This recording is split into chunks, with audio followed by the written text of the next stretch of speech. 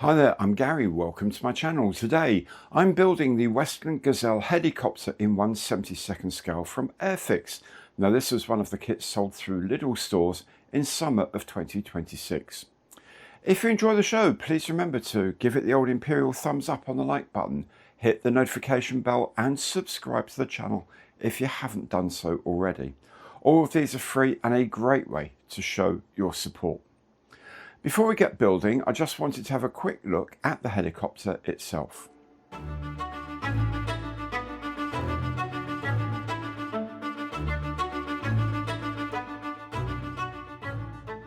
The Westland Gazelle was a light helicopter developed by Aerospace in France and later manufactured in the UK by Westland.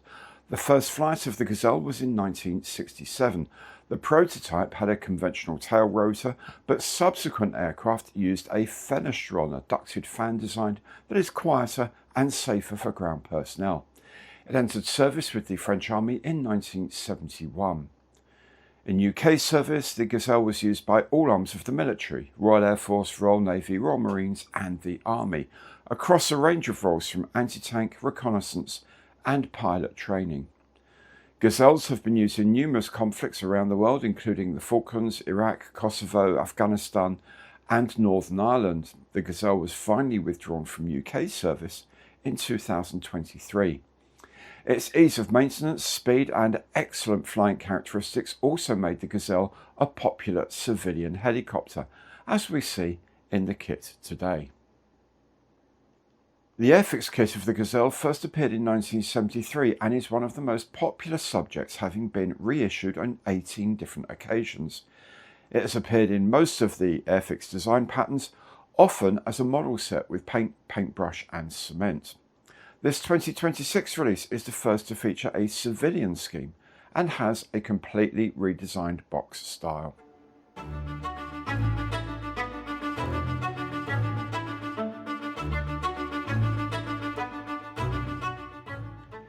Here are the paints and products I used for the construction of this kit.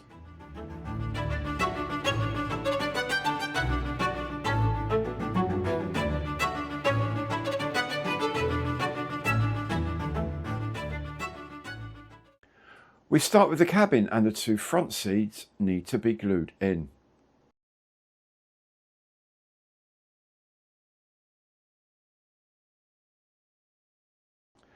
Then there's the cyclic controller between the seats and the collective lever to the side of the pilot seat. The centre console goes in next, line it up with the front of the cabin floor. The flight instrument pod goes in on top.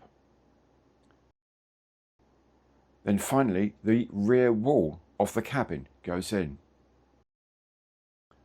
I'm spraying the interior black all over.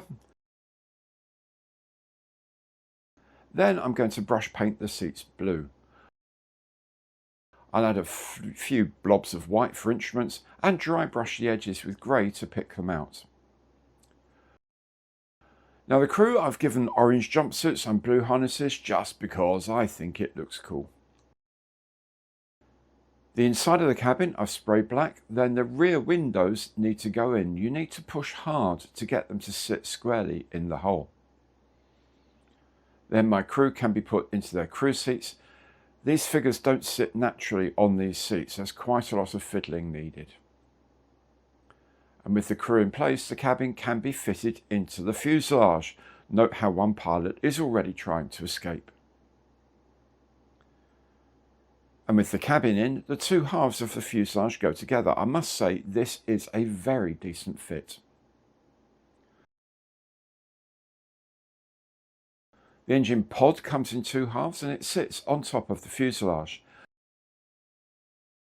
There's an intake screen that fits at one end. Then the engine pod goes onto the fuselage. Next is the drive shaft that sits on top of the tail boom. And while all that is setting up, I'll assemble the rotor disc. 3 rotors fit onto the central hub.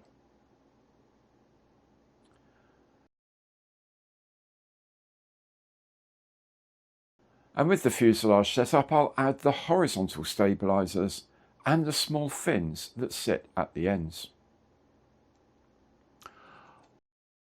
On to the canopy, and I'm using a mask set from UK Scale Modeller. A link is in the information box below. I'm using a PVA glue to hold them in place.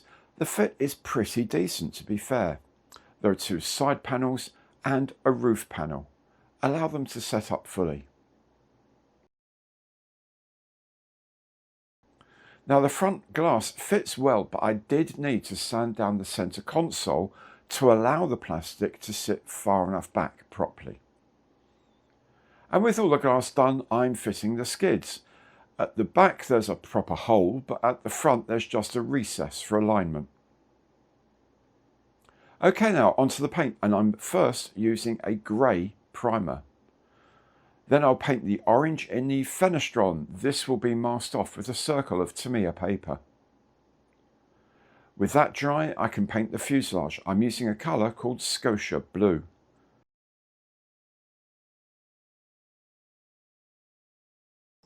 For the rotors, I'm adding some colour to the tips.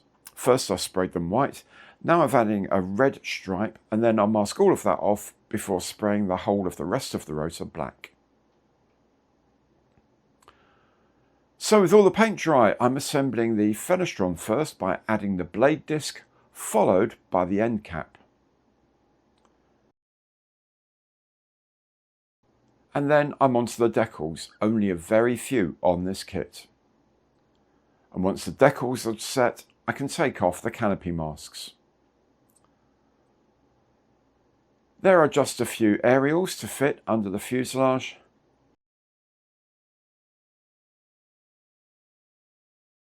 And finally, the rotor can be put into the top of the engine pod and the kit is complete.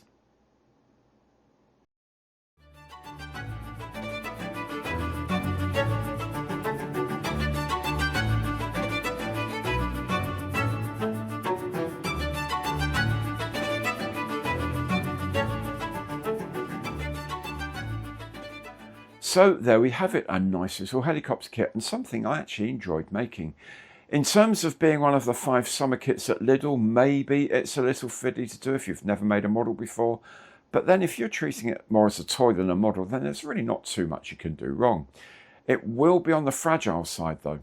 In terms of modelling, the only issue I had was fitting the nose transparency. It needed some sanding of the front of the centre console to allow it to fully sit against the fuselage. But once there were no gaps and it sat very nicely against the fuselage halves and the top part of the window. I don't see any major issues for anyone wanting to build it. Although, if I did build another, I'd try to find a way to weigh down the front a bit. Maybe put some weight at the back of the rear cabin, as it's naturally a tail sitter of a kit.